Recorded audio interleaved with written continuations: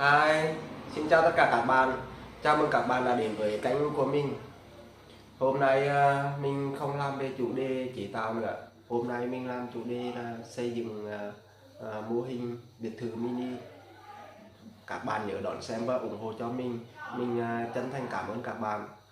Các bạn thấy hay thì ấn like và đăng ký để ủng hộ cho kênh của mình, để mình có thêm động lực làm những clip hay hơn, sáng tạo hơn nữa để gửi tới các bạn. Còn bây giờ thì mời các bạn xem video thiết kế và thi công phần mẫu biệt thự mini.